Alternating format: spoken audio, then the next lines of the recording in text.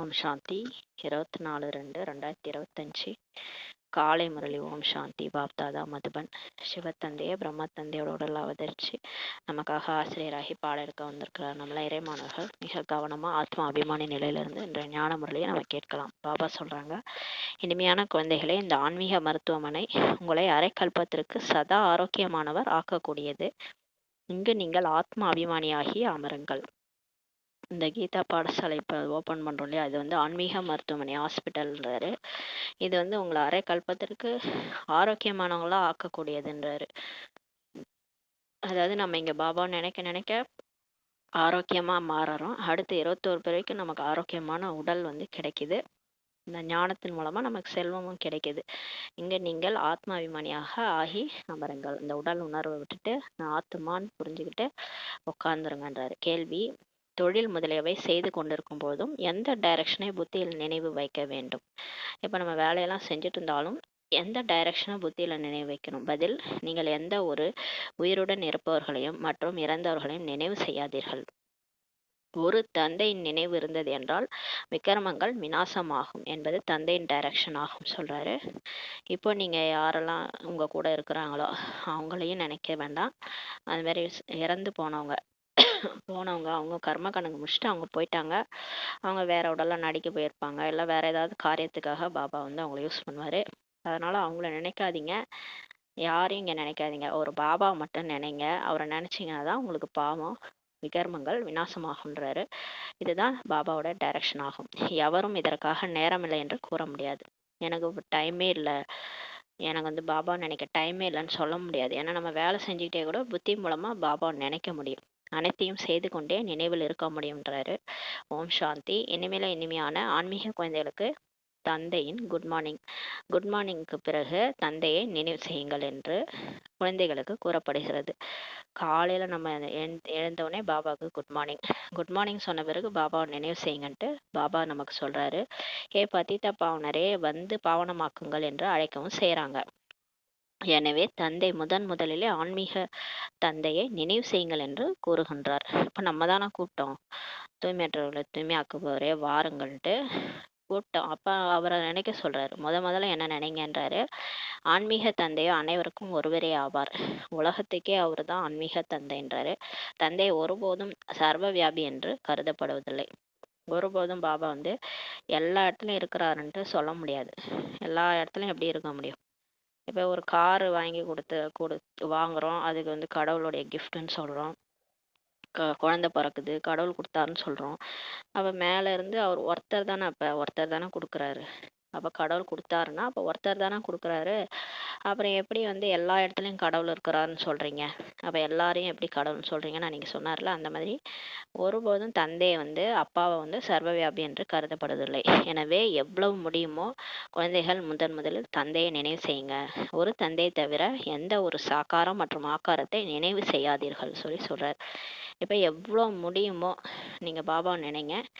ஒரு பாபாவை தவிர வேற யாரையுமே இங்க இருக்கிறவங்களையும் சரி போனவங்களையும் சரி சூட்சும சரீரத்தில் இருக்கிறவங்களையும் நினைவு செய்யாதீர்கள். இது முற்றிலும் சுலபம் தானே சொல்லி கேட்குறாரு. நாங்கள் பிஸியாக இருக்கிறோம், நேரம் இல்லை என்று மனிதர்கள் கூறுகின்றனர். நிறைய பேர் வந்து எங்களுக்கு வேலைக்கு போகணும், நிறைய வேலை இருக்கு, கர்ம கணக்கு அதிகமாக இருக்கு, எங்களுக்கு பாபா நினைக்க டைம் இல்லை, ஞானம் கேட்க கூட டைம் இல்லைன்ட்டு சொல்றாங்க. ஆனால் இதற்கும் நேரம் எப்பொழுதும் உள்ளதுன்னு சொல்லி பாபா சொல்றாரு. தந்தை இப்ப யுக்தி கூறுகின்றார். தந்தையை நினைவு செய்வதன் மூலமே நம்முடைய பாவம் எரிந்து சாம்பலாகும் என்பதையும் அறிந்துள்ளீர்கள். இப்ப பாபா நினைச்சாதான் நமக்கு வேற வழி கிடையாது. அவர் ஆத்மான்னு புரிஞ்சு பரமாத்மாவை நினைச்சாதான் நம்முடைய பாவம் எரிஞ்சு சாம்பலாகும் என்பதை நம்ம தெரிஞ்சிருக்கிறோன்றார். இது முக்கியமான விஷயமாகும். தொழில் முதலியவை செய்வதற்கு எந்த தடையும் இல்லை. பாபா அதுக்காக நீங்க வேலையை வெட்டிலாம் போகாம வீட்லயே உட்காந்துருங்கலாம் சொல்லலை. எங்க வேணாலும் போங்க, எந்த வேலை வேணா செய்யறதுக்கு எந்த தடையும் இல்லை. ஆனா புத்தி மூலமா என்ன நினைங்கன்னு தான் சொல்றாரு. அவை அனைத்தையும் செய்து கொண்டே தந்தையை மட்டும் நினைவு செய்தீர்கள் என்றால் விக்கிரமங்கள் விநாசமாகும் சொல்றாரு. நாம் பத்திதமானவர்களாக இருக்கிறோம் என்பதை புரிந்திருக்கிறார்கள். இப்ப எல்லாருக்குமே தெரியுது நம்ம தூய்மையற்றவங்களா இருக்கிறோம்ட்டு. சாது, சன்னியாசி, ரிஷி, முனிவர் போன்ற அனைவரும் தவம் செய்யறாங்க. பகவானை அடைவதற்காகவே தான் தவம் செய்யப்படுகிறது. கடவுளை அடையணும்னு தான் தானம் தர்மம் புண்ணிய பக்தியில் எல்லாமே செய்கிறாங்க. எதுவரை அவருடைய அறிமுகம் கிடைக்கவில்லையோ அதுவரை அவரை சந்திக்க முடியாது. இப்போ அவன் அருளால் அவன் தாள் வணங்கின்னு பாடுறாங்க சிவபுராணத்துல. அப்போ அவருடைய அறிமுகம் அவரே நமக்கு கொடுக்காத வரைக்கும் அவரை நம்மளால சந்திக்க முடியாது. உலகில் எவருக்கும் தந்தையின் அறிமுகம் இல்லை என்பதை நீங்க தெரிஞ்சிருக்கிறீங்க. உலகத்துல பாபா புள்ளியா இருக்கிறாரு, நம்ம ஆத்மா புள்ளியா இருக்கிறோம்ட்டு யாருக்கும் தெரியல. அவங்க தேடிட்டு இருக்கிறாங்க இன்னும்.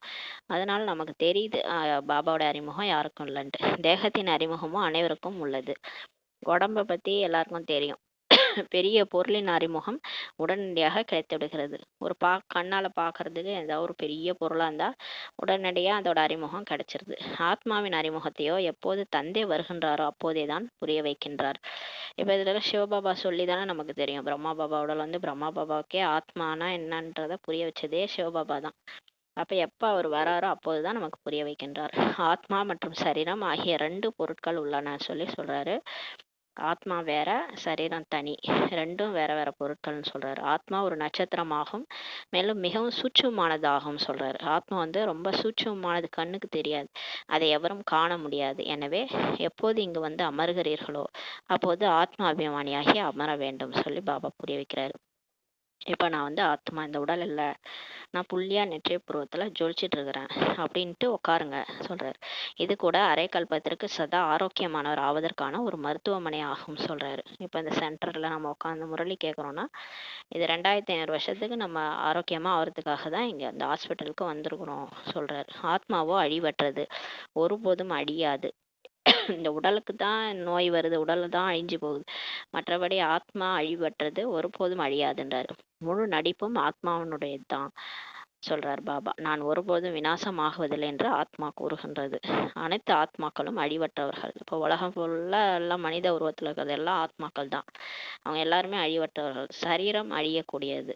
நாம் ஆத்மாக்கள் அழிவற்றவர்கள் என்பது இப்போது உங்களுடைய புத்தியில் உள்ளது. இப்போ நம்ம பிகே ஆனதுதான் புரிஞ்சுக்கிட்டோம். ஆத்மா அழிவற்றதுன்றது நம்ம புத்தியில வந்துருச்சு. நாம் 84 பிறவிகள் எடுக்கின்றோம். இது ஒரு நாடகமாகும் சொல்றாரு. இதில் தர்ம ஸ்தாபகர்கள் யார் யார் எப்போது வருகிறார்கள், எத்தனை பிறவிகள் எடுத்திருக்கிறார்கள் என்பதை அறிந்துள்ளீர்கள். இப்ப நமக்கு இந்த ஞானத்தின் மூலமா நம்ம எத்தனை தர்ம ஸ்தாபகம் இருக்காங்க, யார் யார் எப்ப வந்தாங்க, எந்தெந்த தர்ம ஸ்தாபனம் பண்ணாங்க, எத்தனை பிறவி அவங்க எடுத்திருப்பாங்கன்னு நம்ம தெரிஞ்சுக்கிட்டோன்றார். 84 பிறவிகள் என்று என்ன பாடப்படுகிறதோ அது அவசியம் ஏதோ ஒரு தர்மத்தினுடையதாக இருக்கும்.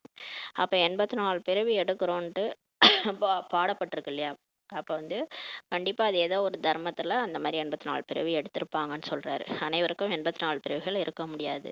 அனைத்து தர்மங்களும் சேர்ந்து வருவதில்லை. எல்லாருக்குமே 84 பிறவி எடுக்க மாட்டாங்க. ஏன்னா எல்லாரும் ஒன்னா பரந்தாமத்துல இருந்து நடிக்க வரலன்றாரு. நாம் பிறருடைய கணக்கை ஏன் பார்க்க வேண்டும்? இந்த சமயத்தில் தர்மத்தை ஸ்தாபனை செய்வதற்காக வருகின்றனர் என்பதை அறிந்துள்ளனர். அப்ப இந்தந்த சமயத்துல தர்மத்தை ஸ்தாபனை பண்ண வராங்க. இப்ப இஸ்லாம தர்மத்துல அவரு இப்ராஹிம் வராரு. அவரு ஒரு குறிப்பிட்ட நேரத்துல துவாபர யுகத்துல ஸ்தாபனை பண்றாரு. அதுக்கப்புறம் புத்த தர்மம், அதே மாதிரி கிறிஸ்தவ தர்மம், இதெல்லாம் அந்தந்த டைமுக்கு வராங்க. பிறகு அதன் வளர்ச்சி ஏற்படுகிறது. அப்புறம் அந்தந்த தர்மம் அப்புறம் வளர்ச்சி அடையுது. கிறிஸ்துவ தர்மம்லாம் அப்படிதான். இப்போ அதிக வளர்ச்சி கிறிஸ்துவ தர்மம் தான் அதிகமா இருக்கிறாங்க. அனைவரும் சதோ பிரதானத்திலிருந்து தமோ பிரதானம் ஆகிய தீர வேண்டும். ஆனா யாரெல்லாம் நடிக்க வராங்களோ எல்லாருமே வரும்போது தூய்மையா தான் வராங்க. அப்புறம் தூய்மையற்றவங்களும் ஆகிய தீரணுன்றாரு. ஏன்னா உலகம் அப்படி இருக்கு இல்லையா, அதனால உலகம் எப்போது தமோ பிரதானம் ஆகிறதோ அப்பொழுதே பிறகு தந்தை சதோ பிரதானமான உலகத்தை உருவாக்குகின்றார். அப்ப இந்த உலகம் ஃபுல்லா எப்ப தமோ பிரதானம் ஆயிடுதோ அப்ப கடவுளே வராரு. அவரே இறங்கி தூய்மையான உலகத்தை உருவாக்குகின்றார். பாரதவாசிகளாகிய நாமே பிறகு புது உலகத்தில் ராஜ்யம் செய்வோம் சொல்றாரு. மேலும் அப்போது வேறு எந்த தர்மமுமே இருக்காது என்பதை இப்போது குழந்தைகளாகிய நீங்கள் அறிந்துள்ளீர்கள். எப்போ பாரதவாசிகள் புது உலகத்துல ராஜ்யம் செய்யறாங்களோ அப்ப வேற எந்த தர்மமும், கிறிஸ்துவ தர்மம், இந்த புத்த தர்மம், இந்த மாதிரி இஸ்லாம தர்மம் எதுவுமே இருக்காது. வெறும் ஆதி சனாதன தேவதா தர்மம் தான் இருக்கும்ட்டு உங்களுக்கு தெரியுன்றாரு. குழந்தைகளாகிய உங்களிலும் கூட யார் உயர்ந்த பதவி பெற வேண்டுமோ அவர்கள் அதிகமாக நினைவில் இருப்பதற்கான முயற்சி செய்வாங்கன்றாரு. இப்போ லட்சுமி நாராயணன் ஆகிறதுலாம் ரொம்ப சாதாரண விஷயம் கிடையாது. அவங்க வந்து இரவு பகல் பாபாவை நினைக்கணும். அந்த பதவி அடையணும்னா அவ்வளோ சக்தி சேமிக்கணும், அவ்வளோ குணங்கள் சேமிக்கணும். ஏன்னா அவங்க தான் மற்றவங்களுக்கே கொடுக்கணுமே. அதனால அவங்க நிறைய முயற்சி செய்யணுன்றாரு. அவங்க இரவு பகல் எவ்வளோ நேரம் நினைவில் அதிகமாக இருக்க முடியுமோ அவ்வளோ முயற்சி செய்வாங்கன்றாரு. மேலும் பாபா நான் இவ்வளவு சமயம் நினைவில் இருக்கிறேன் என்ற சமாச்சாரத்தையும் எழுதுகின்றார்கள் சொல்றாரு. டெய்லியுமே சார்ட் வைப்பாங்க. சார்ட் வச்சுட்டு நான் இவ்வளோ நேரம் நினைவு பண்ணன்ட்டு பாபாவுக்கு லெட்டர் எழுதுறாங்க. சிலர் வெட்கப்பட்டு கொண்டு முழு சமாச்சாரத்தையும் கொடுப்பதில்லை. சிலருக்கு வந்து வெக்கம் வருது. முழு நாளுமே ஒரு மணி நேரம் தான் நினைக்கிறோம், சரியா நினைக்கலன்னா எப்படி இருக்கும், பாபாட்ட போய் எப்படி சொல்றது, பாபா என்ன நினைப்பாரோ அப்படின்ட்டு சொல்ல மாட்டாங்க. பாபா என்ன சொல்வாரோ என்று நினைக்கிறாங்க. ஆனாலும் தெரியும் அல்லவா, நம்ம சொல்லலைன்னா கூட பாபாவுக்கு தெரியும். பள்ளியில் ஆசிரியர் மாணவர்களிடம் நீங்கள் ஒருவேளை படிக்கவில்லை எனில் ஃபெயில் ஆகிவிடுவீர்கள் என்று கூறுவார்கள் அல்லவா. ஸ்கூலில் கூட டீச்சர்ஸ் சொல்லுவாங்க, நீங்கள் படிக்கலைன்னா ஃபெயில் ஆகிடுவீங்கன்ட்டு. அது மாதிரி தான் நமக்கு பாபா எச்சரிக்கிறார். லௌகீக தாய் தந்தை கூட குழந்தைகளுடைய படிப்பின் மூலம் புரிந்து கொள்கின்றனர் சொல்றாரு. இப்போ லௌகீக தாய் தந்தை கூட இந்த பசங்க எப்படி படிக்குதுன்றதை பார்க்கும் போதே தெரியும். இதுவோ மிகப்பெரிய பள்ளி ஆகும் சொல்றாரு. இங்கே வந்து பாபா வந்து பெரிய ஸ்கூல் நடத்துறாரு. இங்கே கூட வரிசைகரமாகலாம் அமர வைக்கப்படுவதில்லை, வரிசைகரமாக இருக்கவே செய்வார்கள் என்பது புத்தியில் புரிந்து கொள்ளப்படுகிறது. இங்கே வந்து first rank, second rank, third ரேங்க்ட்டு ஸ்கூலில் இருக்கிற மாதிரி தான் இங்கேயும் நமக்குள்ளார பிகேஸ் வரிசைகரமாக தான் இருக்கிறாங்கன்னு சொல்லி புத்தியால் புரிஞ்சுக்கிறோன்றார். இப்போது பாபா நல்ல நல்ல குழந்தைகளை எங்காவது அனுப்பிவிடுகின்றார். அவர்கள் சென்று திரும்பிய பின்னர் எங்களுக்கு மகாரதி வேண்டும் என்று பிறர் கடிதம் எழுதுகின்றனர் எனில் அவர்கள் தம்மை விட புத்திசாலியாக புகழ் வாய்ந்தவராக இருக்கிறார் என்ற அவசியம் புரிந்திருக்கிறாங்க. இப்போ பிரம்மா பாபா அந்த காலத்தில் நல்ல நல்ல நல்ல நல்ல குழந்தைகள் என்ன பண்ணுவார், தாதி தீதிகள் யாரெல்லாம் நல்லா வந்து ஞானம் சொல்கிறாங்களோ அவங்கள வெளியே அனுப்பிவிடுவார் சேவைக்கு. அவங்க போயிட்டு திரும்பி வந்துடுவாங்க இல்லையா, மதுபனுக்கு வரும்போது அப்போ அவங்க எழுதி அனுப்புவாங்களாம், மகாரதிகளை அனுப்புங்க எங்களுக்கு ஞானம் சொல்கிறதுக்குன்னு சொல்லி அனுப்புவாங்களாம். ஏன்னா அவங்கள விட தம்மை விட புத்திசாலியாக புகழ் வாய்ந்தவராக இருக்கிறாங்கன்ட்டு புரிஞ்சிருக்கிறாங்க. அவங்க ஞானம் சொன்னால் நல்லா புரியுது அப்படின்னு சொல்லிட்டு அவங்கள கூப்பிட்றாங்க. வரிசைக்கிரமமாக இருக்கிறார்கள் அல்லவான்னு சொல்லி சொல்கிறாரு. கண்காட்சியில் கூட அநேக விதமாக வருகின்றனர். எனவே வழிகாட்டிகளும் சோதிப்பதற்காக நிற்க வேண்டும் சொல்றாரு. கண்காட்சியில் நிறைய பேர் வராங்க, அதனால வழிகாட்டிகளும் இருக்கணும்ன்றாரு. இவர் எத்தகைய மனிதர் என்பதை வரவேற்பவர்கள் அறிந்திருப்பார்கள். இவருக்கு நீங்கள் புரிய வைத்திடுங்கள் என்று அவருக்கு கைடுக்கு பிறகு சமிக்ஞை செய்ய வேண்டும். இப்போ யார் யார் எப்படி வராங்களோ ஆளுக்கு தகுந்த மாதிரி புரிய வைக்கணும்னு சொல்கிறாரு. அந்த மாதிரி நம்ம ஆள் யார் எப்படி இருக்கிறாங்கன்னு பார்த்துக்கிட்டு அவங்கள வந்து புரிய வைக்கிறதுக்கு சமிக்ஞை கொடுக்கணுன்றாரு. முதல் தரம், இரண்டாவது தரம், மூன்றாவது தரம் என அநேக விதமாக உள்ளனர் என்பது நீங்களும் புரிந்து கொள்ள முடியும். இப்போ பார்த்தீங்கன்னா ஒரு சிலருக்கு வந்து பாவனையோட சிவனை வழிபடுவாங்க.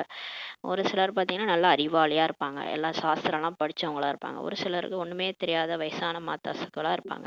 அப்போ ஒரு மாதிரி ஒரு தரம் first class, second class, third கிளாஸ்ன்ற மாதிரி அநேக விதமான மக்கள் வருவாங்கன்றதை நீங்கள் புரிஞ்சுக்கொள்ள முடியுன்றாரு.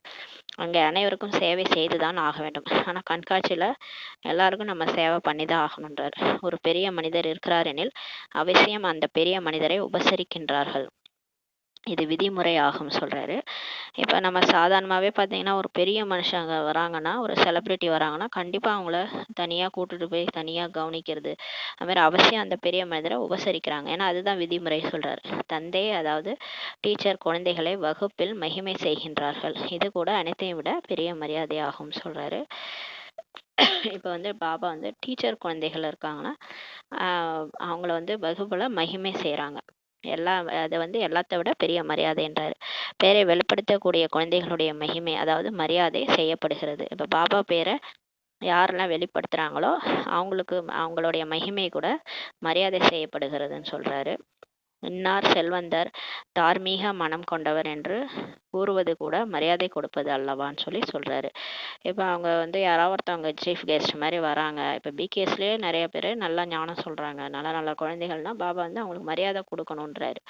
கொடுக்கறது நல்லது இல்லையா, அதனால் கொடுக்கணுன்றாரு. உயர்ந்ததிலும் உயர்ந்தவர் பகவான் என்பதை இப்போது நீங்கள் அறிந்துள்ளீர்கள். அவர் உயர்ந்ததிலும் உயர்ந்தவர் என்று கூறவும் செய்கிறாங்க. ஆனால் பிறகு அவருடைய சுயசரிதையை பற்றி சொல்லுங்கள் என்று கேட்டீர்கள் என்றால் அவர் சர்வவியாபி என்று கூறுவார்கள். உலகத்தில் சொல்கிறாங்க உயர்ந்ததிலும் உயர்ந்தவர் காட்ஃபாதர், அப்புறம் அவரோட சரிதையை சொல்லுங்க, சுயசரிதையை சொல்லுங்கன்னா அவர் எல்லா இடத்துலையும் இருக்கிறாரு. இது என்ன இது, ஒருத்தர் தான் இல்லையா கடவுள், அவர் போய் எல்லா இடத்துலையும் இருக்கிறாரு அப்படின்னு சொல்லிடுறாங்க. அப்ப எல்லாரும் கடவுளா, அவ்வளவுதான் ஒரேடியாக தாழ்த்தி விடுகிறார்கள். அப்படியே அவரை எப்படி புகழ்ந்தாங்களோ அப்படியே இறக்கி விட்டுறாங்கன்னு சொல்றாரு. அனைவரையும் விட உயர்ந்ததிலும் உயர்ந்தவர் பகவான் என்பதை இப்போது நீங்கள் புரிய வைக்க முடியும். இப்போ நம்மளால புரிய வைக்க முடியும், கடவுள் யாரு, அவர் எப்படி உயர்ந்ததிலும் உயர்ந்தவரா இருக்கிறாரு, இதெல்லாம் நீங்க புரிய வைக்க முடியும்.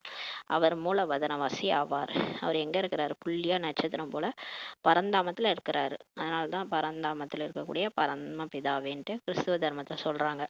அவர் மூலவதனவாசின்றது நமக்கு தெரியும். சூட்சுமவதனத்தில் தேவதைகள் உள்ளனர், ஃபரிஸ்தாக்கள் இருக்கிறாங்க, இங்கே மனிதர்கள் இருக்கிறாங்க. இது சாக்கார உலகம். எனவே உயர்ந்ததிலும் உயர்ந்தவர் அந்த நிராகாரமான பகவான் ஆவார்னு சொல்லி பாபா சொல்றாரு.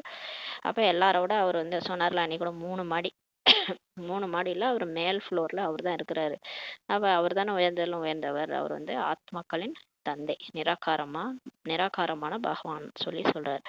வைரம் போல் இருந்த நாமே பிறகு சோழி போல ஆகிவிட்டோம். பிறகு பகவானை தன்னை விட அதிகமாக கீழான நிலைக்கு கொண்டு சென்று விட்டோம் என்பதை இப்போது நீங்கள் அறிந்துள்ளீர்கள் சொல்லி சொல்றாரு. நம்ம ஏன் அதனால நம்ம தான் ஃபர்ஸ்ட் ஆத்மா அபிமானி நிலையில இருந்தோம், தேவதையா நடிச்சோம். இப்போ நம்ம சோழி ஆயிட்டோம். அதனால தான் இப்போ நம்ம கெட்டு போயிட்டு கடவுளையும் நம்மளோட கீழான நிலைக்கு கொண்டு போயிட்டோம்ட்டு நம்ம புரிஞ்சிட்டோன்றாரு. பகவானை பற்றி அறியவே இல்லை, கடவுள் யாருன்னு தெரிஞ்சுக்கல. பாரதவாசிகளாகிய உங்களுக்கே அறிமுகம் இப்போது கிடைத்துள்ளது, பிறகு அறிமுகம் குறைந்து விடுகிறதுன்னு சொல்றாரு. இப்போது நீங்கள் தந்தையினுடைய அறிமுகத்தை அனைவருக்கும் கொடுத்து கொண்டே செல்கிறீர்கள். இப்பதான் நமக்கே பாபாவுடைய அறிமுகம் கிடைச்சிருக்கு இல்லையா, இப்பதான் நமக்கு கிடைச்சிருக்கு. பிறகு அதுக்கப்புறம் அறிமுகம் குறைஞ்சிருது. இப்ப நம்ம எல்லாருக்கும் கொடுத்துட்டே போறோம்ன்றார். அநேகருக்கு தந்தையின் அறிமுகம் கிடைக்கும். போக போக பாருங்க, நிறைய பேருக்கு பாபா யாருன்னு தெரிஞ்சிடும். உங்களுடைய முக்கிய சித்திரமே திருமூர்த்தி தான். நம்மளுடைய படத்துல முக்கியமானது இந்த பிரம்மா விஷ்ணு சங்கரர், மேல சிவபாபா இருக்கார் இல்லையா, திருமூர்த்தி, அப்புறம் சக்கரம் நாடக சக்கரம் படம், அப்புறம் மரம்.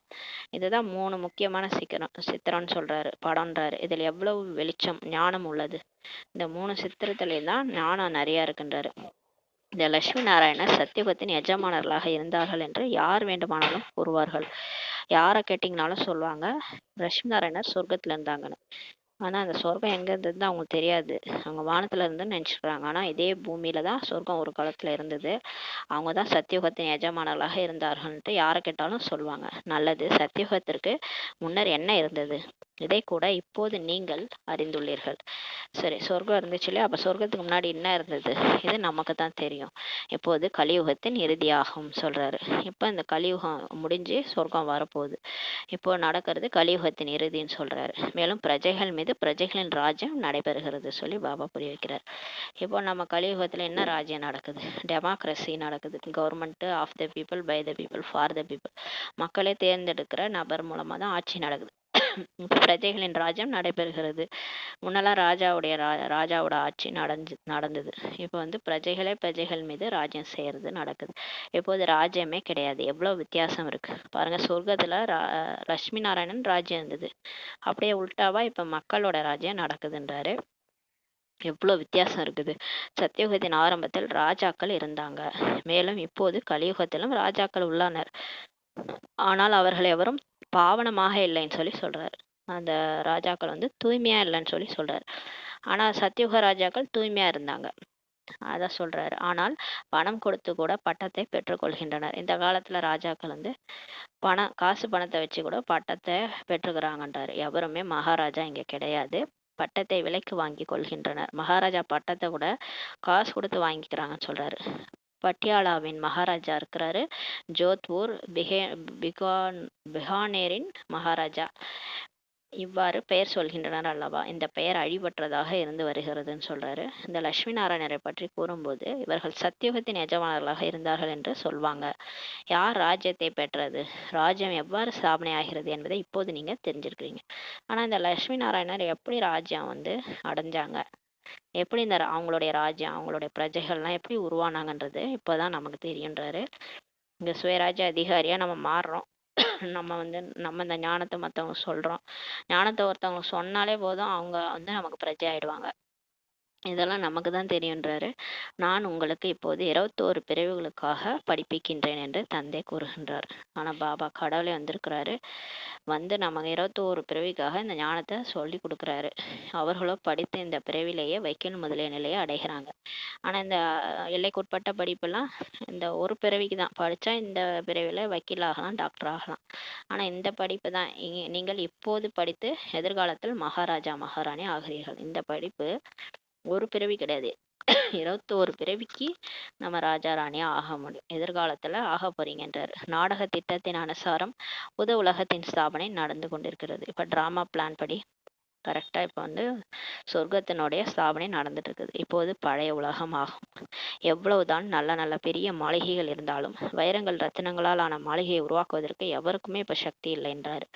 இப்ப நிறைய வீடு கட்டுறாங்க, பில்டிங்கா இருந்தாலும் யாரால தங்க மாளிகை அதுல வைரம் ரத்தினம்லாம் பதிச்ச மாதிரி யாருக்காவது உருவாக்க முடியும்? பணக்காரரா இருந்தா கூட இப்ப பில்கேட்ஸ் அந்த மாதிரி யாரா இருந்தாலும் சரி, அவங்களுக்கே இப்ப சக்தி இல்லை அந்த மாதிரி ஒரு மாளிகையை உருவாக்குறதுக்குன்றாரு. சத்தியுகத்தில் அனைவரும் எப்படி இருந்தாங்க? வைரங்கள் ரத்தினங்களால் ஆன மாளிகையை உருவாக்குகின்றனர் அல்லவா?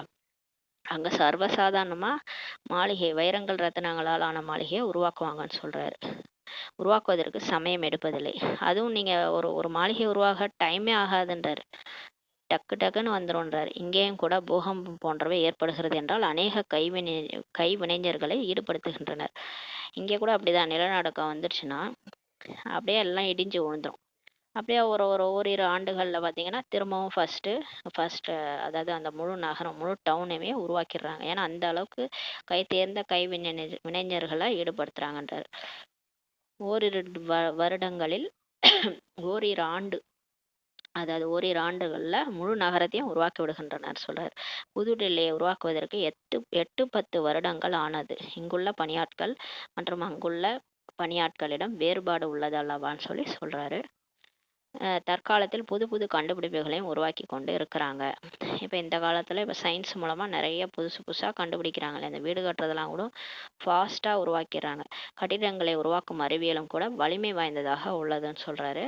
அனைத்தும் தயாராக கிடைக்கிறது. உடனடியாக அடுக்குமாடி கட்டிடம் தயாராகிடுது. இப்போலாம் அப்படி தானே, எல்லாமே ரெடியாக அந்த சிமெண்ட்டு அந்த கல் எல்லாம் ரெடியாக வச்சுருக்காங்க. உடனே டக்குன்னு அந்த அடுக்குமாடி கட்டடம் உருவாகிடுதுன்றாரு. மிகவும் வேகமாக உருவாகின்றன. சயின்ஸ் அந்த மாதிரி கண்டுபிடிச்சிருக்குது. அப்படியே ஃபாஸ்ட்டாக எல்லாத்தையும் உருவாக்கிடுறாங்க. இந்த அனைத்தும் அங்கு பயன்பாட்டில் வருகின்றன அல்லவா? ஏன் இதெல்லாம் இங்கே கண்டுபிடிக்கிறாங்கன்னா எல்லாமே சொர்க்கத்துக்காக தான் சொல்கிறாரு. ஏன்னா இது எல்லாமே இந்த சயின்ஸு டெக்னாலஜிலாம் அடுத்து ஒன்றும் வர ஒரு 10 வருஷம் 12 வருஷத்தில் சொர்க்கமாக மாறப்போகுது உலகம். அப்போ அங்கே எல்லாமே பயன்பாட்டில் வரும்ன்றாரு. இவை அனைத்தும் உடன் வரப்போகின்றனன்னு சொல்கிறாரு. சம்ஸ்காரம் உள்ளது அல்லவா? ஏன்னா இந்த சம்ஸ்காரம் இங்க இருந்து அப்படியே எடுத்துக்கிட்டு அடுத்த பிறவிக்கு வந்துருவாங்க. இவங்களும் கடைசியில பிகே ஆயிடுவாங்க. அந்த அறிவியல் சயின்டிஸ்ட் எல்லாருமே ஞானத்தை கேட்டு அங்க வந்துருவாங்க. இந்த அறிவியலின் சம்ஸ்காரமும் உடன் வரும் சொல்றாரு. எனவே பாவனமாக வேண்டும் என்றால் தந்தையை நினைவு செய்யுங்கள் என்று இப்போது தந்தை குழந்தைகளுக்கு புரிய வைத்து கொண்டு இருக்கிறார். இப்ப பாபா நமக்கு என்ன சொல்றாரு? நம்ம இதெல்லாம் கத்துக்க தேவையில்லை. ஏன்னா அவங்க அங்க கட்டிட போறாங்க மாளிகையெல்லாம். நம்ம என்ன செய்யணும்? நம்ம தூய்மையாகணும்னா பாபா நினைவு செய்யுங்கள் சொல்றாரு. நீங்க சுயராஜ்ய அதிகாரியாகி நீங்க ராஜா ஆகணும், அதுதான் உங்களுக்கு முக்கியம். அப்படி ஆகணும்னா ஆத்மானு புரிஞ்சு பாபா நினைவு செய்யுங்க, அப்பதான் தூய்மையாக முடியுன்றாரு. அதை தான் நமக்கு இப்போ புரிய வச்சுட்டு இருக்கிறாரு. தந்தையும் குட் மார்னிங் சொல்லிவிட்டு பிறகு படிப்பினை கொடுக்கின்றார். தினமும் பாபா காலையில குட் மார்னிங் சொல்றாரு. அப்புறம் நமக்கு படிப்பு சொல்லித்தராரு. குழந்தைகளையே தந்தையின் நினைவில் அமர்ந்துள்ளீர்களா?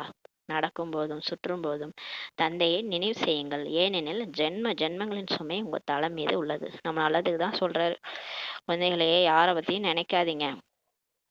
உட்காரும் போது நடக்கும் போது சுத்தும் போதும் பாபா நினைவு செய்யுங்க. அப்பதான் தலை மேல இருக்கிற அந்த சுமை பாவ மூட்டை 63 ஜென்மங்களா இருக்கு இல்லையா, அது அவங்க தலை மேல இருக்குன்றாரு. ஏணிப்படியில் இறங்கி 84 பிறவி எடுக்கின்றீர்கள். இப்போது பிறகு ஒரு பிறவில் ஏறும் கலை உள்ளதுன்னு சொல்றாரு. அதாவது 84 பிறவி படிக்கட்டுல இறங்கி வந்தோம் ஏணிப்படியில. இப்போ ஒரே பிறவில சர்ன்னு லிஃப்ட்ல ஏறிடுறோம். லிஃப்ட் மாதிரி ஏறும் கலையில போயிடுறீங்கன்றாரு. எந்த அளவு தந்தையை நினைவு செய்து கொண்டே இருப்பீங்களோ அந்த அளவுக்கு உங்களுக்கு குஷியும் இருக்கும், சக்தியும் கிடைக்கும். பாபா நினைக்க அவ்வளோ குஷி வரும், அவ்வளோ சக்தியும் கிடைக்கும். அநேக குழந்தைகள் உள்ளனர். அவர்களை முதல் நம்பரில் வைக்கப்படுகின்றது. ஆனால் அவர்கள் நினைவில் முற்றிலுமே இருப்பதில்லை. பாபா திட்டுறாரு பாருங்க. நிறைய பேர் எனக்கு அந்த மாதிரி பிகே குழந்தைகள் இருக்காங்க. அவங்க ஃபர்ஸ்ட் நம்பர்ல நான் வச்சிருக்கிறேன். ஆனா அவங்க என்ன பண்றாங்கன்னா அவங்க வந்து பாபாவை நினைக்கிறதே இல்லை, நினைவில் முற்றிலும் இருப்பதே இல்லைன்றாரு. ஞானத்தில் தீவிரமாக உள்ளனர், ஆனால் முரளி கேட்குறாங்க, முரளி படிக்கிறாங்க, முரளி மற்றவங்க சொல்கிறாங்க, எல்லாமே செய்கிறாங்க, ஆனால் நினைவு யாத்திரையில் இல்லை. ஆனால் பாபாவை நினைக்கிறது, ஆத்மான்னு புரிஞ்சு பாபாவை நினைக்கிறது கம்மியாக இருக்குது. அதான் பிரம்மா பாபாவே சொல்கிறாருல, நழுவி போயிடுது. நான் பாபா கூட நடந்து போயிட்டு இருந்தேன், திடீர்னு பார்த்தா பாபா காணோம், பாபா நினைவு நழுவி போயிடுது சொல்றாரு இல்லையா. அப்ப எல்லாருக்குமே அது வந்து நல்ல நல்ல குழந்தைகளா இருந்தாலும் பாபா நினைவு நழுவிடுது. அதனாலதான் ஆத்மான்னு புரிஞ்சு பாபாவை நினைக்கணும். ஏன்னா புத்தியில எதேதோ ஓடுது இல்லையா, அப்ப பாபா நினைக்க முடியல. தந்தை குழந்தைகளின் மகிமை பாடுகின்றார். பாபா நம்மளோட மகிமை தான் பாடுறாரு. இவரும் முதல் எண்ணில் இருக்கின்றார் எனில் அவசியம் உழைப்பும் செய்திருப்பார் அல்லவா. இந்த பிரம்மா பாபாவோட ஃபர்ஸ்ட் நம்பரே அவர் தான் போய் கிருஷ்ணர் ஆகிறாரு. அப்ப அவர் எவ்வளவு முயற்சி செய்யணும், கண்டிப்பா அவ்வளவு உழைப்பு போட்டிருப்பாரு இல்லையா. நீங்கள் எப்பொழுதும் சிவபாபா புரிய வைக்கிறார் என்றே புரிந்து கொள்ளுங்கள் சொல்லி சொல்றாரு. அப்போது புத்தியோகம் அங்கு ஈடுபட்டு இருக்கும். இப்ப யார் உங்களுக்கு முரளி சொன்னாலும் அவங்க சொல்றதா கேட்காதீங்க, சிவபாபா தான் எனக்கு வந்து சொல்லிட்டு இருக்கிறாருன்னு கேளுங்க. அப்பதான் சிவபாபா நினைவு வரும். இல்லைன்னா யார் சொல்றாங்களோ அவங்க சொல்றாங்கன்னு நினைச்சு கேட்டுட்டு இருப்பீங்க. அதனால சிவபாபா தான் புரிய வைக்கிறான்ட்டு கேளுங்க, அப்பதான் பாபாவையும் நினைப்பீங்கன்றாரு. இவரும் கற்றுக்கொண்டிருப்பார் அல்லவா.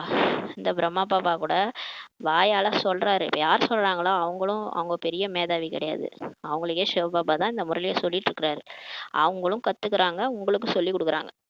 அதனால யாரும் இங்க வந்து பெர்ஃபெக்ட் கிடையாது சிவபாபாவை தவிர. அதனால நீங்க யாரையும் நினைக்காதீங்க, சொல்லி கொடுக்குறவங்களையும் சொல்றவங்களையும் நினைக்காதீங்க.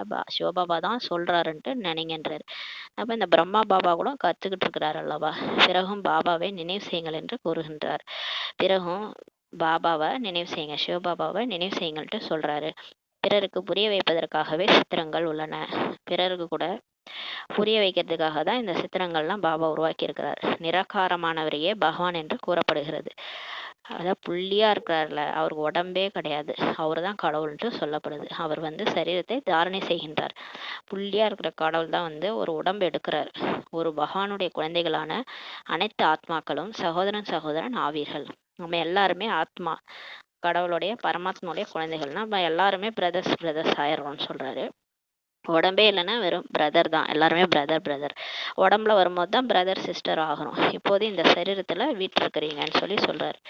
இப்போ நம்ம இந்த சரீரத்துல உட்கார்ந்துருக்கிறோன்றாரு. அனைவரும் அழிவற்ற மூர்த்திகள் ஆவீர்கள் சொல்லி பாபா சொல்றாரு.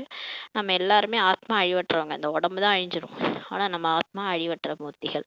இது அழிவற்ற மூர்த்தியின் ஆத்மா சிம்மாசனமாகும் சொல்றாரு. இந்த புருவமத்தி வந்து சிம்மாசனம், ஒரு சிம்மாசனம்னா ஒரு சேர் மாதிரி, அதில் நம்ம உட்காந்துருக்குறோம். புருவமத்தி சிம்மாசனத்தில் அழிவற்ற மூர்த்தியாக நான் உட்காந்துருக்கிறேன். அந்த மாதிரி நீங்கள் நினைங்க. அழிவற்ற சிம்மாசனம் என்று குறிப்பிட்ட வேறு எந்த பொருளும் அல்லன்னு சொல்லி சொல்கிறாரு. இப்போ இந்த உலகத்துலலாம் ஒரு சேர் இருக்கு இல்லையா, அது என்ன அழியாமலாம் இருக்குது, எல்லாமே அழிஞ்சு போயிடுது. ஆனால் இந்த புருவமத்தி தான் அழிவற்ற சிம்மாசனம். இந்த அடுத்த கல்பமும் நம்ம இதே உடல்ல இதே புருவமத்தில தான் வந்து உட்காருவோம் இந்த கடைசி பிறவில. அதனால இது அழிவற்ற சிம்மாசனம்ட்டு வேற எந்த பொருளும் இல்லைன்றாரு. இந்த சிம்மாசனம் அழிவற்ற மூர்த்தியினுடையதுன்னு சொல்றாரு. பிரகுட்டி நெற்றி நடுவில் ஆத்மா வீட்டு இருக்கிறது. இப்ப இந்த இரு புருவ மத்தியில நடுவுல ஆத்மா ஜொலிச்சிட்டு இருக்குது. அங்கதான் சேர் போட்டு உட்கார்ந்துருக்குது ஆத்மா, சிம்மாசனம்னு சொல்றாரு.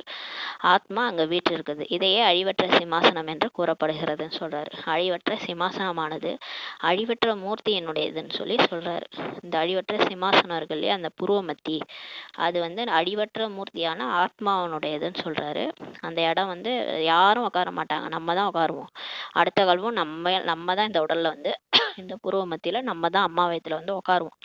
நம்மளே பிறந்து வந்து இந்த மாதிரிலாம் படிப்போம். அடுத்த காலப்பத்துல இதே தான் நடக்கும். அதான் சொல்றாரு, உங்க இடத்த யாராலையும் பிடிக்க முடியாது. இங்கேயும் வந்து ஃபிக்ஸ்டு, பரந்தாமத்திலையும் நம்ம இடத்த யாரும் பிடிக்க முடியாது, அங்கேயும் நம்ம ஃபிக்ஸ்டு.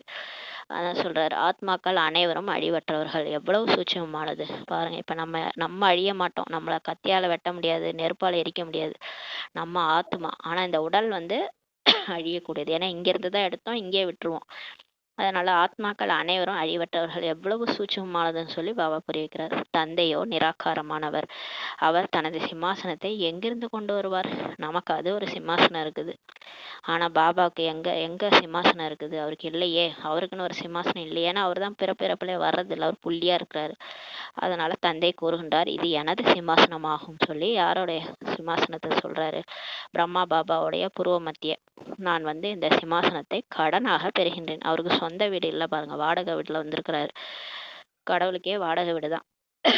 அவரே பிரம்மா பாபா பூர்வ மத்திய லோன் கடனை எடுத்து கொஞ்ச நேரம் கொடு, நான் இந்த உடல்ல வந்து ஞானத்தை சொல்லிட்டு போயிடுறேன் அப்படின்னு சொல்லிட்டு ஒரு 100 வருஷம் லோன் எடுத்து வந்திருக்கிறாரு. இந்த சிம்மாசனத்தை கடனாக பெறுகின்றேன்னு சொல்றாரு. பிரம்மாவின் சாதாரண வயோதிக உடலில் அழிவற்ற சிம்மாசனத்தில் வந்து அமர்கின்றேன்னு சொல்றாரு. இந்த வயசான உடம்பு, அதுவும் இந்த உடம்புலயே வராரு, வயசான உடம்பு, அதுவும் இந்த பதீதமான உடல்ல தான் வந்து அந்த அழிவற்ற சிம்மாசனத்துல வந்து உட்கார்றாரு. அனைத்து ஆத்மாக்களின் சிம்மாசனம் இது என்பதை இப்போது நீங்கள் அறிந்து கொண்டீர்கள் சொல்றாரு. இப்போ அவங்கவுங்களுக்கு புருவ மத்தி தான் சிம்மாசனம்னு சொல்லி சொல்றாரு. மனிதர்களுடைய விஷயமே சொல்லப்படுகிறது, விலங்குகளுடைய இதெல்லாம் விஷயமே அல்லன்னு சொல்றாரு. இப்ப பாபா பேசிட்டு இருக்கிறது மனுஷங்களுக்கு தான். மனுஷங்கள் தான் 6 அறிவு, மனுஷங்களுக்கு தான் ஞானம் எல்லாம் புரியும். விலங்குகள்கிட்ட எல்லாம் ஞானம் எல்லாம் பேச முடியாது. அதான் சொல்றாரு, இங்க விலங்குனுடைய விஷயம் இல்ல, நான் மனுஷங்களுடைய புருவமத்தியை தான் சொல்லிட்டு இருக்கேன்றாரு. முன்னர் எந்த மனிதர்கள் விலங்கை விட கீழானவர்கள் ஆகியிருந்தனரோ அவர்கள் மாற வேண்டும் சொல்றாரு. இப்ப வந்து விலங்கை விட மோசமாயிட்டான் இல்லையா மனுஷன், விலங்குகள் கூட பரவாயில்ல, ஆனா விலங்கை விட மனிதர்கள் மோசமாயிட்டாங்கன்றாரு. அவங்க தான் மாறணுன்றாரு. யாராவது விலங்கை பற்றிய விஷயத்தை கேட்டால் முதலில் தன்னை சீர்திருத்துங்கள் என்று கூறுங்கள். இப்ப விலங்குகள் வந்து அந்த பூவாகி புல்லாகி பூண்டாகி இந்த மாதிரி நான் மிருகமாகி பேயாகி கணங்களாகி அப்படி பிறந்து வந்தேன்னு சொல்லி சிவபுராணத்துல இருக்குது. அதெல்லாம் கேட்பாங்க. அப்ப விலங்குக்கு யார் ஞானம் சொல்றது, விலங்கை யார் மாத்துறது, இப்படியெல்லாம் கிராஸ் கொஸ்டின் ஞானத்துல கேட்பாங்க. விலங்காதான் ஒருவேளை விலங்கா நம்ம பிறந்தா என்ன ஆகுறது, இப்படியெல்லாம் இந்த விலங்கை வச்சு கொஸ்டின்ஸ் கேட்பாங்க. அந்த 84 லட்சம் உயிரினங்கள் இருக்குது பாபா படிச்சாரு. ஆனா இவங்க வந்து 84 லட்சம் பிறவிகள்ன்ட்டு சொல்லிட்டாங்க சாஸ்திரங்கள்ல. ஆனா பாத்தீங்கன்னா நம்ம எடுக்கிறது 84 பிறவி தான். தேவதையா இருந்து மனுஷனா இருக்கிறோம். மற்றபடி விலங்குகள்லாம் விதவிதமான விலங்குகள் பாபா 84 லட்சம் ஸ்பீஷிஸ் படிச்சிருக்கிறாரு. அதெல்லாம் வந்து பாபா மாத்த மாட்டாரு, நம்மள 6 அறிவு உள்ளவங்கள தான் மாத்துவாரு. நம்ம மாறினாலே உலகம் மாறிடும் சொல்லியிருக்காரு. சுயமாற்றமே உலக மாற்றம். நம்ம எப்படி இருக்கிறோமோ நம்மளோட ஸ்திதி தான் விலங்குகளும் இருப்பாங்க. நம்ம சாது மாதிரி இருந்தோம்னா அவங்களும் சாதுவாயிடுவாங்க. சிங்கம் கூட சாதுவாயிடும். நம்ம சாதுவாயிட்டாலே போதும். அதான் பாபா சொல்றாரு, முதலில் தன்னை சீர்திருத்துங்கள் என்று சொல்லுங்க. இந்த மாதிரிலாம் யாரை கேட்டாங்கன்னா சொல்றாரு. சத்தியகத்திலோ விலங்குகள் கூட நன்றாக முதல் தரமானதாக இருக்கும் சொல்லி புரிய வைக்கிறார். சொர்க்கத்துல லட்சுமி நாராயணன் எப்படி இருக்காங்களோ, எப்படி ஆத்மா சக்திசாலியா ரொம்ப பணிவா தூய்மையா இருக்கிறாங்களோ அது மாதிரி விலங்கினங்களும் இருப்பாங்க. அவங்களும் சாது மாதிரி இருப்பாங்க. ஃபர்ஸ்ட் கிளாஸான மிருகங்கள்லாம் இருக்கும்னு சொல்றாரு. குப்பை குளங்கள் எதுவுமே அங்க இருக்காது. பாருங்க, அங்க விலங்கு அந்த எச்சம்லாம் கூட போடாது. அந்த மாதிரி குப்பை கூலமே அங்க இருக்காதுன்றார். அரசரின் மாளிகையில் புறா போன்றவைகளின் எச்சம் இருந்தது என்றால் தண்டனை கொடுக்கப்படும் சொல்றாரு. கொஞ்சம் கூட குப்பையே அங்க இருக்காதுன்னு சொல்றாரு. ஸோ அங்க வந்து அரசரோட மாளிகையில புறாவுடைய எச்சம் கூட அங்க இருக்கக்கூடாது, இருந்தா தண்டனை கொடுக்கப்படும். அங்க கொஞ்சம் கூட குப்பை இருக்காதுன்றார். அங்க மிகவும் கவனம் இருக்கும். சொர்க்கத்துல தூய்மைக்கு அவ்வளோ கவனம் இருக்குன்றாரு அங்க. ஏன்னா அதுக்குன்னே ஆள் இருப்பாங்கன்றார். காவல் காத்து கொண்டு இருப்பார்கள். ஒருபோதும் எந்த விலங்கும் உள்ளே நுழைந்து விட முடியாது. மிகவும் சுத்தமாக இருக்கும். லட்சுமி நாராயணனோட மாளிகையில உள்ளார எந்த விலகும் உள்ள வரக்கூடாது. மிகவும் சுத்தமாக இருக்குன்றாரு. லட்சுமி நாராயணன் கோயிலில் எவ்வளவு தூய்மை இருக்குது. இப்ப கூட பாக்குறோம் இல்லையா, இந்த நம்ம லட்சுமி நாராயணர் கோயிலெல்லாம் போனோம்னா அவ்வளோ தூய்மையா வச்சிருப்பாங்க இல்லையா. சங்கர் பார்வதியின் கோயிலில் புறாவையும் காண்பிக்கின்றனர் எனில் அவசியம் கோயிலையும் அசுத்தம் செய்திருக்கும்ன்றாரு. இப்ப இந்த சிவன் கோயில் சங்கர் பார்வதி கோயிலுக்குன்னா அங்க புறாலாம் நிறைய இருக்கும். அங்க வந்து அதை அசுத்தம் பண்ணுன்றாரு. சாஸ்திரங்களில் அதிகமான கட்டுக்கதைகளை எழுதிட்டாங்கன்னு சொல்றாரு. இப்போது தந்தை குழந்தைகளுக்கு புரிய வைக்கின்றார். அவர்களில் கூட தாரணை செய்ய முடிந்தவர்கள் குறைவானவர்களே உள்ளனர். இப்ப எல்லா ஞானத்தையும் பாபா புரிய வைக்கிறாரு. இருந்தாலும் இதை தாரணை செய்யக்கூடியவங்க கொஞ்சம் பேர் தான் இருக்கிறாங்கன்றாரு. மற்றவர்கள் எதையும் புரிந்து கொள்வதில்லை. நிறைய பேர் ஞானம் கேட்குறாங்க, இந்த காதலை வாங்கி அந்த காதலை விட்டுறாங்க, வாழ்க்கையில அப்ளை பண்றதில்ல, தன்னுடைய குணத்தையும் மாத்திக்கிறது இல்லை, எதையும் புரிஞ்சுக்கிறது இல்லைன்றார். தந்தை குழந்தைகளுக்கு எவ்வளவு அன்புடன் இப்ப புரிய வைக்கின்றார். குழந்தைகளே மிக மிக இனிமையானவர் ஆகுங்கள் சொல்றாரு. நீங்க அதாவது அப்புறம் நேத்து கூட சொன்னார்ல, இனிமையா பேச கத்துக்கங்கன்றாரு. புன்சிரிப்போட இருங்க. வாயிலிருந்து எப்போதும் ரத்தினங்கள் வெளிப்பட்டு கொண்டே இருக்க வேண்டும். வாயில ஞானம்தான் வரணுன்றாரு. நீங்கள் யோக சுரூபமாகி ஞான மழை பொழிபவர்கள் ஆவீர்கள். நம்ம வந்து யோகா பாபா நினைவுலே இருக்கணும். நம்மளை பார்த்தாலே கையெழுத்து கும்பிடணும் எல்லாரும். அந்த மாதிரி நம்ம மாறணும். யோக சுரூபமாகி ஞான மழை, வாயை திறந்தா ஞானம்தான் வரணும். மற்றவங்க விஷயம், அவங்க விஷயம், இவங்க விஷயம் இதெல்லாம் பேசுறவங்க நான் பிகேஸ் அந்த மாதிரி பேச மாட்டாங்க. அதனால நம்ம வாயை திறந்தா ஞான மழை பொழிபவர்களா இருக்கணும்ன்றாரு. நீங்கள் யோக சுரூபமாகி ஞான மழை பொழிபவர்கள் ஆவீர்கள். உங்களுடைய வாயிலிருந்து கல் வெளிவரக்கூடாது. வரக்கூடாது. கல்லுன்றது இந்த சாதாரண இந்த கலியுக விஷயங்கள், அது அந்த மாதிரி வார்த்தைகள் வாயில வரக்கூடாது. ஆத்மாவிற்கு தான் மகிமை இருக்கிறது. நான் ஜனாதிபதி, நான் பிஎம், நான் சிஎம், இன்னார்லாம் என்னுடைய சரீரத்தின் பெயர் இது என்று யார் சொல்றது? ஆத்மா தான் கூறுகிறது. நல்லது, ஆத்மாக்கள் யாருடைய குழந்தைகள் சொல்லி பாபா கேட்குறாரு. நீங்க இந்த உடம்புல இருந்துக்கிட்டு நான் இது இது நான் அதுன்னு யாரு சொல்றது? ஆத்மா தான் சொல்லுது. பாபா சொல்றாரு, ஃபர்ஸ்ட் நீங்க யார் தெரியுமா? நீங்க யாருடைய குழந்தைகள்? ஒரு பரமாத்மாவின் குழந்தைகள் சொல்றாரு. எனவே அவசியம் அவரிடம் இருந்து தான் எல்லாருக்கும் ஆசி கிடைத்திருக்கும். அவர் பிறகு சர்வ வியாபியாக எவ்வாறு இருக்க முடியும்? ஒரு அப்பாவுடைய குழந்தைகள், அப்பாட்ட இருந்து எல்லாருக்கும் சொத்து கிடைச்சிருக்குன்னா அப்ப அவர் எப்படி எல்லா இடத்துலயும் இருக்க முடியும்? அவர் ஒருத்தர் ஒரு இடத்துல தானே இருப்பாரு, அப்பதானே எல்லாருக்கும் சொத்து கொடுத்துருப்பாரு. அவர் எப்படி அப்புறம் சர்வ வியாபியாக இருக்க முடியும் கேட்கிறாரு. நாம் கூட முதலில் எதுவும் அறியாதவர்களாக இருந்தோம் என்பதை நீங்கள் புரிஞ்சுக்கலாம். நம்ம கூட பக்தியில ஒண்ணுமே புரிஞ்சுக்கல, எங்க எங்க பார்த்தாலும் கடவுள் இருக்கிறாரு அப்படிதான் நம்மளும் பேசிட்டு இருந்தோம் இல்லையா? இப்போது புத்தி எவ்வளவு திறந்து விட்டது. இப்ப நமக்கு புத்தி போட்டு ஓப்பன் ஆயிடுச்சு. நீங்கள் எந்த ஒரு கோயிலுக்கும் சென்றாலும் இவை அனைத்தும் பொய்யான சித்திரங்கள் என்று புரிந்து கொள்வீர்கள். நம்ம இப்ப எந்த கோயில் போனாலும் நமக்கு தெரியும், அங்க எல்லாமே பொய்யான சித்திரங்கள் தான் இப்ப இருக்குன்ட்டு. 10 கைகளை கொண்ட துதிக்கையுடைய யானையின் சித்திரம் ஏதாவது உள்ளதா என்ன? இவை அனைத்தும் பக்தி மார்க்கத்தின் விஷயங்கள் ஆகும் சொல்றாரு. இந்த 10 கைகளுடைய 10 கைகளுடைய இந்த துர்க்கை இந்த மாதிரி இல்லை விநாயகர் சொல்றாரு. இப்ப விநாயகருக்கு வந்து துதிகையோட காமிச்சிருக்கிறாங்க, 10 கைகளோட காமிச்சிருக்கிறாங்க இல்லையா? இதெல்லாம் வந்து இப்ப நம்மளுடைய உதாரணம் தான் அது. துதிக்கைன்றது அந்த நம்பிக்கை, பாபா மேல இருக்கிற நம்பிக்கை. இந்த 10 கைகள்ன்றது அஷ்ட சக்திகள் உடைய. விநாயகர்ன்றது விக்ன விநாசக் ஸ்வரூபம், தடைகளை அழிப்பவர் விநாயகர். இதெல்லாம் இந்த உண்மை வந்து நமக்கு தெரியும், ஆனா அது வந்து பக்தியில வந்து காமிச்சிருக்கிறாங்க. இவை அனைத்தும் பக்தி மார்க்கத்தின் விஷயங்களாகும் சொல்லி சொல்றாரு. உண்மையில் அனைவருக்கும் சத்கதியை கொடுக்கும் வள்ளலான ஒரு சிவபாபாவிற்கே பக்தி செய்யப்பட வேண்டும். பாபா சொல்றாரு, உண்மையிலே நீங்க பக்தி செய்யணும்னா யாரை தெரியுமா செய்யணும்? ஒரு சிவனை தான், ஒரு லிங்கமா தான் அவரை வழிபாடுறோம் நம்ம. அவரை தான் நீங்க வந்து பக்தி செய்யணும். ஏன்னா அவர் தான் கடைசியில டிராமா கடைசியில வந்து எல்லாருக்கும் முக்தி, ஜீவன் முக்தி கொடுத்து கூட்டு போனது. அவரை தான் நீங்க வழிபடணும். ஆனா நீங்க எல்லா தேவதைகளையும் வழிபட்டுட்டு இருக்கிறீங்க பக்தியில. இந்த லட்சுமி நாராயணர் கூட 84 பிறவிகளை எடுக்கின்றனர் என்பது உங்களுடைய புத்தியில் உள்ளது. நமக்கு தெரியும் இந்த லட்சுமி நாராயணர் கூட 84 பிறவி எடுக்கிறாங்கன்றது நமக்கு தெரியும். ஏன்னா அவங்க தான் ரீபர்த் எடுத்து எடுத்து இப்போ கடைசி பிறவில இருக்கிறாங்க. பிறகு உயர்ந்ததிலும் உயர்ந்த தந்தையே வந்து அனைவருக்கும் சத்கதி கொடுக்கின்றார். இந்த லட்சுமி நாராயணருக்கே சத்கதி கொடுக்கக்கூடியவர் வந்து கடவுள் தான், சிவன் தான். அவர் தான் வந்து சத்கதி கொடுக்கிறார். அவரை விட பெரியவர் எவருமே இல்லைன்னு சொல்லி சொல்றாரு. கடவுளை விட பெரியவர் யாருமே கிடையாது. இந்த ஞானத்தின் விஷயங்களை உங்களில் கூட வரிசை கிரமமாகவே தாரணை செய்ய முடியும். இந்த எல்லா விஷயத்தையும் எல்லாருமே புரிஞ்சுக்கிறது இல்லை, அது வரிசை கிரமம் இருக்குன்றாரு. ஸ்கூல்ல இப்போ எப்படி ஃபர்ஸ்ட் ரேங்க் செகண்ட் ரேங்க்ன்ற மாதிரி இங்கேயும் வரிசை கிரமம்ன்றாரு. தாரணை செய்ய முடியவில்லை எனில் பிறகு என்ன பயன்? இப்போ நம்ம ஞானத்தை கேட்குறோம், இந்த காதில் வாங்கி அந்த காதில் விட்டுட்டோம்னா வேஸ்ட்டு. அதை வந்து நம்ம வாழ்க்கையில் அப்ளை பண்ணணும். ஒரு பாயிண்ட்டும் ஞாபகம் வரணும் தக்க சமயத்துக்கு. அப்போதான் வந்து நமக்கு அது பயன் வரும். அதோடைய பயன் நேற்று கூட சொன்னார்ல, 3 புள்ளி ஞாபகம் வச்சுக்கோங்க. நான் புள்ளி, பாபா புள்ளி, முடிஞ்சு போனதுக்கு புள்ளி வச்சிருங்கன்ட்டார். நம்ம முடிஞ்சு போனதெல்லாம் பேசிட்டு இருந்தோம்னா அப்போ நமக்கு என்ன ஞானம் இருக்கு? அப்போ இதெல்லாம் நம்ம அப்ளை பண்ணணும். அதான் சொல்றாரு, தாரணை செய்ய முடியவில்லை எனில் பிறகு என்ன பயன் சொல்லி பாபா சொல்றார். சிலரோ கண்ணெழுந்தவர்களின் ஊன்றுகோல் ஆகுவதற்கு பதிலாக கண் எழுந்தவர்கள் ஆகிவிடுகின்றனர் சொல்றாரு. சில பிகேஸ் என்ன பண்றாங்க, போய் மற்றவங்களுக்கு ஊன்றுகோலா இருங்கன்னு சொன்னா இவங்களும் போய் அவங்களோட சேர்ந்துக்கிறாங்கன்றாரு. கண் எழுந்தவர்களாவே இவங்களும் 3வது கண் எழுந்தவர்களா ஆயிடுறாங்க. தேகாபிமானி கூட சேர்ந்து தேகாபிமானியாவே நம்மளும் ஆயிடுறோம்னு சொல்றாரு. அந்த மாதிரி அதான் தீய சேர்க்கையோட சேராதீங்கன்றாரு. எந்த பசு பால் கொடுக்காதோ அதை கிழ மாடுகளுக்கான கொட்டகைக்கு அனுப்பிவிடுகின்றனர் சொல்றாரு. பாபா எப்படி இப்படிலாம் திட்டுறாரு. பசுனா பால் கொடுக்கணும், பால் கொடுக்காத பசுவை நம்ம என்ன பண்றது? கிழ மாடுகளுக்கான கொட்டகைக்கு தான் அனுப்பிவிடுகின்றனர் சொல்றாரு. இவர்களும் கூட ஞானத்தின் பால் கொடுக்க முடியாது. யார் இந்த மாதிரி கெட்டு போயிடுறாங்களோ, போய் தீயவர்களோட சேர்ந்து 3வது கண் இல்லாதவங்களோட சேர்ந்து அவங்களும் கண்ணிழந்தவர்களா ஆயிடுறாங்களோ, அவங்கள என்ன பண்றது? பாபா என்ன பண்ணிடுவாரு? அவங்களால ஞானத்தின் பால் கொடுக்க முடியாதுன்றாரு. ஞானத்தை பேச மாட்டாங்க, எந்த முயற்சியும் செய்யாதவர்கள் அநேகர் உள்ளனர் சொல்லி சொல்றாரு. பிகேவா இருந்துட்டு எந்த பாபா நினைக்க சொன்னா அதுவும் செய்யறது இல்லை, ஞானத்தை படிக்க சொன்னா அதுவும் படிக்கிறது இல்லை, சரி போய் மற்றவங்களுக்கு புரிய வைங்கன்னா அதுவும் புரிய வைக்கிறது இல்லை. இந்த மாதிரி எந்த முயற்சியும் செய்யாதவங்கள நான் என்ன பண்றதுன்றாரு. நாம் ஏதாவது பிறருக்கு நன்மை செய்ய வேண்டும் என்று நினைப்பதே இல்லை. அதாவது திட்டுறார் பாபா நல்லா. ஏதாவது மற்றவங்க நன்மை செய்யணுன்ட்டு நினைக்கிறதே இல்லை.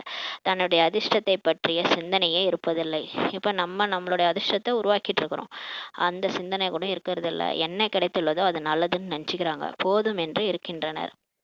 அதாவது இந்த பதவியே எனக்கு போதும், ஒரு பிரஜையா வந்தா கூட போதும், நான் ஞானம் கேட்பேன், நான் பாபா இருக்கிறாரு, அவ்வளோதான், முடிஞ்சு போச்சு, இதே எனக்கு போதும்ன்ட்டு நினச்சிக்கிறாங்க. இவர்களுக்கு அதிர்ஷ்டத்தில் இல்லை என்று தந்தை கூறுவார். அப்பா இவங்களுக்கு அதிர்ஷ்டத்தில் இல்லை என்று சொல்லி பாபா சொல்றார். தனது சத்கதிக்கான முயற்சி செய்ய வேண்டும். இப்போ நம்ம நம்மளுடைய நல்ல கதிக்கான முயற்சி செய்யணும். ஆத்மா அபிமானி ஆகணும். இந்த உடல் உணர்வுலேருந்து வெளியே நான் ஆத்மா, அந்த ஆத்மா அபிமானி நிலையை அடையணுன்றாரு. தந்தை எவ்வளவு உயர்ந்தாலும் உயர்ந்தவராக இருக்காரு. மேலும் எவ்வாறு இந்த தூய்மையற்ற உலகத்துல தூய்மையற்ற சரித்துல வராரு பாருங்க. நமக்காக தானே வராரு. அவருக்கு என்ன தலையெழுத்து இங்க வரணும்ட்டு இந்த பதித உடம்புலாம் வராரு இல்லையா நமக்காக. அவரை அழைப்பதே பதித உலகத்தில். நம்ம அவரை எங்கேயா சொர்க்கத்திலையா கூப்பிடுறோம்? இந்த தூய்மையற்ற உலகத்துல தான் கூப்பிடுறோம். எப்போது ராவணன் துக்கம் கொடுக்கிறாரோ அப்போது முற்றிலும் கீழானவர்களாக ஆக்கி விடுகிறார். நம்மளை ராவணன் தான் இப்படி ஆக்கிட்டாரு. அந்த சமயம் தந்தை நம்மளை எப்படி ஆக்குறார்? சிரேஷ்டமாக ஆக்குகின்றார். யார் நல்ல முயற்சி செய்கிறாங்களோ அவர்கள் ராஜா ராணி ஆகின்றார்கள். அதாவது தினமும் முரளி கேட்கறது, சிந்தனை பண்றது, பாபாவை நினைக்கிறது, சார்ட் வைக்கிறது, எவ்வளோ நேரம் நினைவு செஞ்சேன்னு சார்ட் வைக்கிறது, மற்ற கதைகள்லாம் பேசாம பாபா நினைவுல இருக்கிறது, இது மாதிரி இருந்தாதான் நம்ம ராஜா ராணி ஆக முடியும். அந்த மாதிரி யார் நல்ல முயற்சி செய்கிறாங்களோ அவங்க ராஜா ராணி ஆகிறாங்கன்றாரு. யார் முயற்சி செய்வது இல்லையோ அவர்கள் ஏழை ஆகின்றார்கள் சொல்றாரு. அதிர்ஷ்டத்தில் இல்லை எனில் முயற்சி செய்யவே முடியாதுன்றாரு. சிலரோ மிக நன்றாக அதிர்ஷ்டத்தை உருவாக்கி கொள்கின்றனர். நான் என்ன சேவை செய்கின்றேன் என்று ஒவ்வொருவரும் தன்னை பார்க்க முடியும் சொல்றாரு.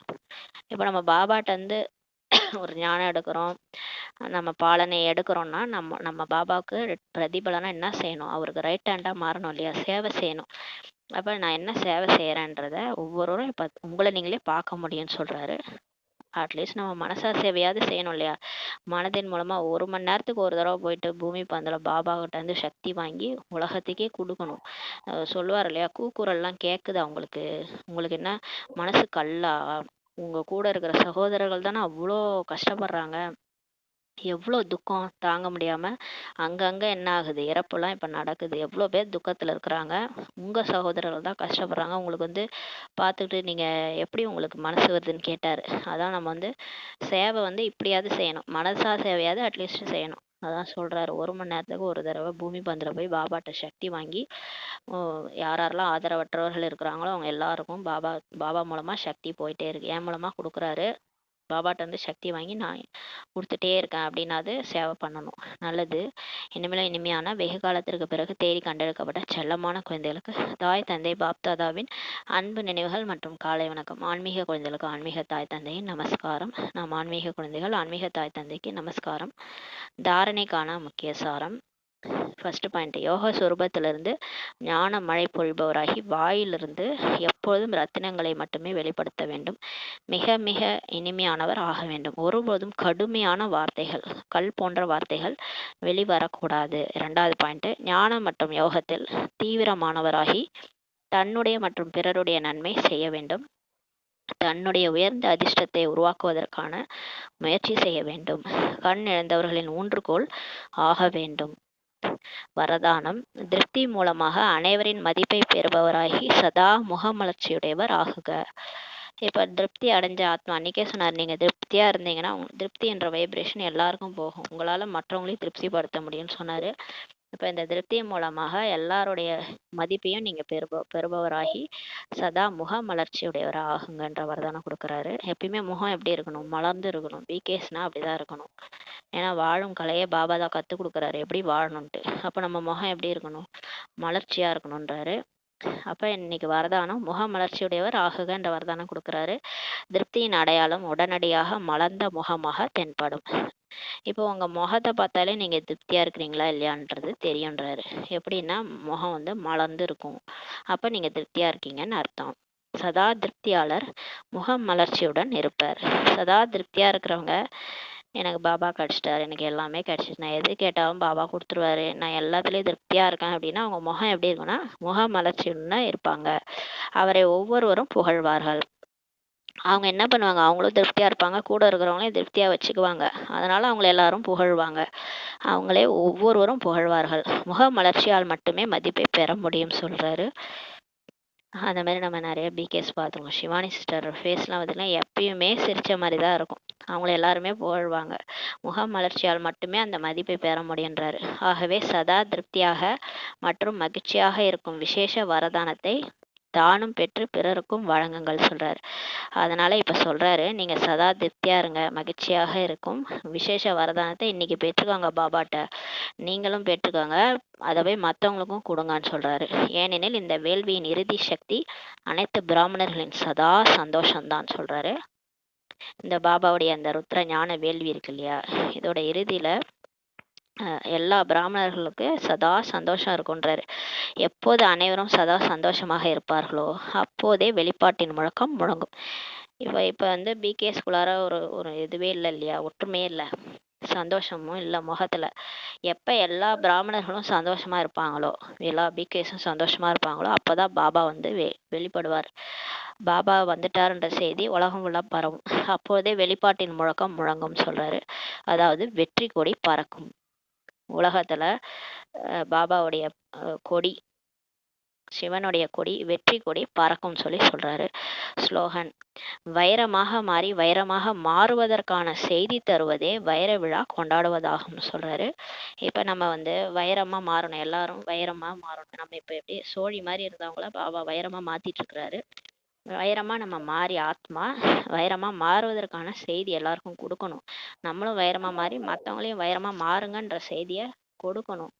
நீங்கெல்லாம் ஆத்மா, பரமாத்மாவுடைய குழந்தை, நம்மெல்லாம் வைரம் மாதிரி இருக்கிறவங்க, அந்த செய்தியை போய் மற்றவங்க கொடுக்கணும். அதுதான் வைர விழா கொண்டாடுவதாகும் சொல்லி பாபா சொல்றாங்க.